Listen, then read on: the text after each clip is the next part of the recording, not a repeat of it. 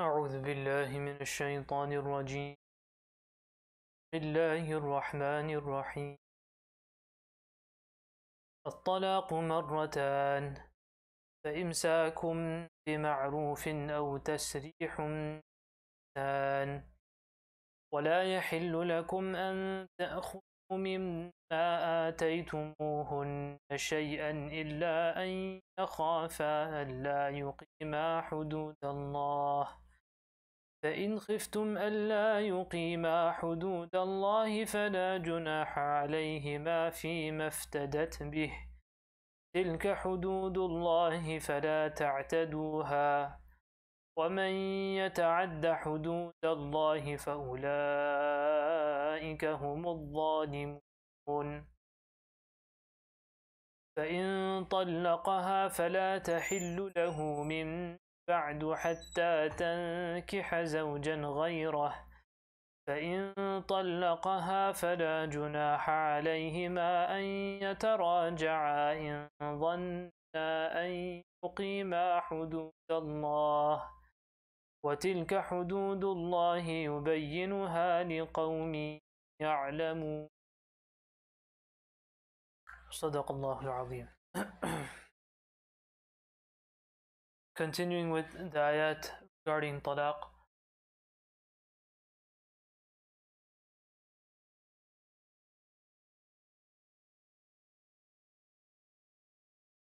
Oh.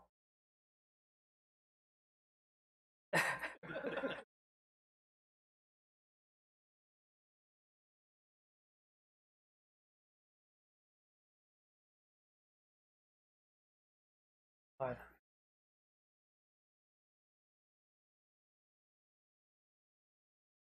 الطلاق مرتان. Allah subhanahu wa ta'ala continue with the ahkam of talaq, the ahkam of divorce in Surah Al-Baqarah. Verse 229 of Surah Al-Baqarah, Allah subhanahu wa ta'ala says that الطلاق مرتان, the talaq is twice. What does it mean by الطلاق مرتان? Talaq is twice. Last week we spoke about different types of divorces. And one of the type is talaq raj'i, in which it's a revocable divorce. A divorce which can be taken back. The husband says the words of divorce and then he can take back his spouse. So this is called a revocable divorce.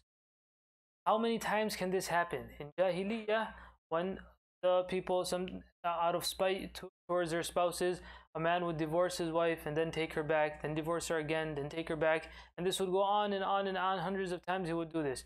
So this obviously would put a person, anyone, into an emotional distress, and this causes much taklif and harm for anyone. So Allah subhanahu wa ta'ala, the Quran al-Kareem, when it was revealed, when these ayat were revealed, Allah subhanahu wa ta'ala put a bound to that amount. Allah subhanahu wa ta'ala put a had to that. How many times maximum can a person give a talaq before taking his spouse back, his wife back? So Allah subhanahu wa ta'ala says that at-talaqu marratan. Talaq can be given twice, yani after which a person can take back his spouse. So what person would give one divorce, then he may take her back. The second divorce, then he may take her back. With the third divorce, he may not unilaterally take her back, unless if it's after. The ahkam of that will come later, inshallah. So at-talaqu marratan, talaq is twice, yani before yani those talaqs in which a person has the choice of taking back his spouse. فَإِمْسَاكٌ بِمَعْرُوفٍ أَوْ تَسْرِيحٌ بِإِحْسَانٍ. After a person, for example, if he does give two talaqs, then he has a choice of either imsakun bima'ruf, either you stay together with harmony, together with ma'ruf, in a good way, in good terms, أو تسريح بإحسان, or you let her go. Yani after the second talaq, person doesn't take her back, and you see that things are not working out in the marriage, the marriage is going through a hard and difficult time, and it doesn't seem like you can get back together in an amicable way, then leave her. Then tasrihun bi ihsan, in a good way. The person shouldn't make it into a fight. As we mentioned last week, that Allah subhanahu wa ta'ala, إِنَّ اللَّهَ كَتَبَ الْإِحْسَانَ عَلَى كُلِّ شَيْءٍ. Allah subhanahu wa ta'ala has prescribed that ihsan should be adopted in everything. So even in matters of talaq, in which a person or two people are going through difficult times, there should still be a certain mature way, there's a moderate way, there's a moderate path of how to go about doing these things. وَلَا يَحِلُّ لَكُمْ أَن تَأْخُذُوا مِمَّا آتَيْتُمُوهُنَّ شَيْئًا إِلَّا أَن يَخَافَا أَلَّا يُقِيمَا حُدُودَ اللَّهِ. Now, after a person gives talaq, or when a person is ready to give talaq, sometimes the problem comes from both sides, and sometimes it comes from the husband, and sometimes the problem is coming from the wife's side. It's either both sides are guilty, or the husband's side is guilty, or the wife's side is guilty. Allah subhanahu wa ta'ala, the tafsir of these ayat are that if, for example, the issue is coming from the side of the husband, yani he's the one that's causing the problem in the marriage. The lady, she's trying to make it work, she's not doing anything against her responsibilities, she's the one that's trying to uplift the marriage, but the issue is coming from the side of the husband. Now, he shouldn't make this as an opportunity in which he gets to flex his power or his muscles in the marriage. That he says that, okay, I'm not going to divorce you, even though you want the divorce because of the dhulm from his side, but I'm not going to divorce you until you give me X amount of money, for example. And the problem is coming from his side. Despite that, he's saying that only if you give me my mahar back, for example, or only if you give me so much amount in dollars, only then will I give you this divorce. So in this case, it is impermissible for him to ask for any money. Why? Because you're the one that's causing the problem. Then on top of that, now you're asking for money. So Allah subhanahu wa ta'ala says, وَلَا يَحِلُّ لَكُمْ أَن تَأْخُذُوا مِمَّا آتَيْتُمُوهُنَّ شَيْئًا. That is not permissible for you to take anything from that which you have given them, for example, from before. Now, then the scenarios in which either the problem is from both sides, or if the issue is coming from the side of the lady, then إِلَّا أَن يَخَافَ أَلَّا يُقِيمَ حُدُودَ اللَّهِ فَإِنْ خِفْتُمْ أَلَّا يُقِيمَ حُدُودَ اللَّهِ فَلَا جُنَاحَ عَلَيْهِمَا فِيمَا افْتَدَتْ بِهِ. That if they both are unable to uplift the hudud of Allah, the boundaries of Allah subhanahu wa ta'ala, meaning they both are not fulfilling their responsibilities, then if they have money exchange for this, that the husband says that, okay, I'll give you the divorce, but you have to give me back the mahar. This divorce is being caused because of you, or because both of us are not being able to fulfill each other's responsibilities. So in this case, they can do what is also known as khula'. So this is the ayat of khula'. Khula' means that both sides, or the one side, meaning the wife, she gives back the mahar or a certain stipulated amount. Take back what is more than the mahar amount, this is impermissible. For example, a person in mahar gave $1,000, now at the time of divorce he's asking back for $5,000. Permissible.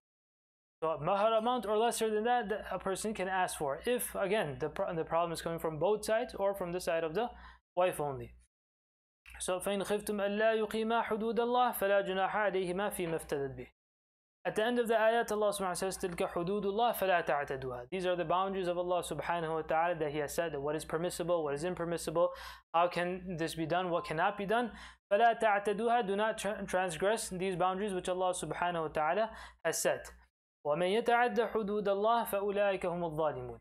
That whoever transgresses and exceeds the bounds of Allah subhanahu wa ta'ala, then they are those that are the oppressors. فَأُولَٰئِكَ هُمُ الظَّالِمُونَ. Indeed, they are oppressors. So oppression against the commands of Allah subhanahu wa ta'ala means not following the commands of Allah subhanahu wa ta'ala. فَإِن طَلَّقَهَا فَلَا تَحِلُّ لَهُ مِن بَعْدُ حَتَّى تَنْكِحَ زَوْجًا غَيْرَهُ. Beginning of ayah 230 is connected to the beginning of the previous ayah. And where Allah subhanahu wa ta'ala first mentioned that at-talaqu marratan, the talaq is twice before a person can, in the scenarios a person can take back and do raj'ah, take back his wife. Then in the middle, this bayan, the issue of khula' came. The issue of khula' came in the middle. Now, once again, Allah subhanahu wa ta'ala is going back to the beginning of the 229. That فَإِن طَلَّقَهَا, yani the third divorce. If a person gives the third divorce, again, that's connected to the first two that were mentioned, the beginning of 229. So talaq marratan, 2 times a person gave divorce, there he had the haqq, the right of raj'ah, of revoking, taking it back. Now what if he gives it the third time? فَإِن طَلَّقَهَا فَلَا تَحِلُّ لَهُ مِن بَعْدُ حَتَّى تَنْكِحَ زَوْجًا غَيْرَهُ. That she is not permissible for him, yani it is not halal for him to take her back now. Until when? حَتَّى تَنْكِحَ زَوْجًا غَيْرَهُ. Until she gets married to another person and the consummation of that marriage is made. So there's 2 conditions. One, that the lady gets married to someone else, and they consummate the marriage. Only after that, this is called the halala process, only after that, if both of them want to get back together for some reason, then the nikah will be jaiz, and only then will the nikah be permissible. فَإِن طَلَّقَهَا, if a person divorces his wife for the third time, فَلَا تَحِلُّ لَهُ, then she is not permissible for him, مِن بَعْدُ حَتَّى تَنْكِحَ زَوْجًا غَيْرَهُ, until she marries and consummates another marriage. فإن طلقها, if for example the second husband also gives her divorce, فلا جناح عليهما أن يتراجعا, then it's permissible. Only now in this scenario will be permissible أن يتراجعا, that the two can get back together. Why such a as you may call it as such a difficult type of hukum that Allah subhanahu wa ta'ala has put, is that people understand that this isn't something to play with. Now again, as we said, that law is set for multiple reasons. One is to safeguard people's haqq, their rights should be safeguarded, and at the same time so that people do not make law into a type of joke. At the end of the day, the constitution or the institution of nikah is something which is very sacred. So it should be kept like that. That Allah subhanahu wa ta'ala has given. Obviously, a person has certain needs that need to be fulfilled, but these needs should be fulfilled in a mature, in a moderate way, how a person goes about doing these things. So Allah subhanahu wa ta'ala has kept these ahkam, Sharia has kept these ahkam, so that a person understands the hurmah of this, the sanctity of the institution of nikah, that it's not a joke. That person cannot play with these type of things. فإن طلقها فلا جناح عليهما أن يتراجعا إن ظنا أن يقيما حدود الله. That if the two believe that no, we can, once again, we will be able to fulfill the commands of Allah subhanahu wa ta'ala, we will be able to stay within the boundaries of Allah subhanahu wa ta'ala, then it is permissible for them to get back. وَتِلْكَ حُدُودُ اللَّهِ يُبَيِّنُهَا لِقَوْمٍ يَعْلَمُونَ. Once again, Allah subhanahu wa ta'ala mentions that these are the hudud of Allah, hudud meaning the boundaries which Allah subhanahu wa ta'ala has kept. يُبَيِّنُهَا, Allah subhanahu wa ta'ala makes them very clear. لِقَوْمٍ يَعْلَمُونَ, for those people that hold the ilm and knowledge. That person attains the knowledge of these things. So this is also very important.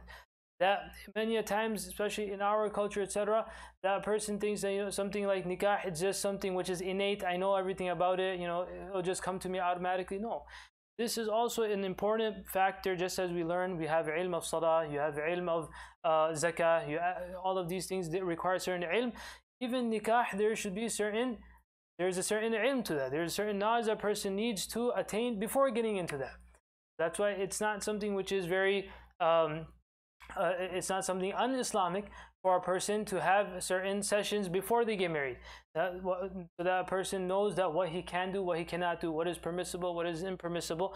So these are things that should be taught. Either we have certain sessions like this, or a person should go to such institutions or such people who can teach him and or her. Both the spouses, whoever is getting married, whether it's the man or whether it's the wife, then both of them need to attain their ilm for these type of things. Make dua to Allah subhanahu wa ta'ala, give us tawfiq, and Allah subhanahu wa ta'ala barakah in everyone's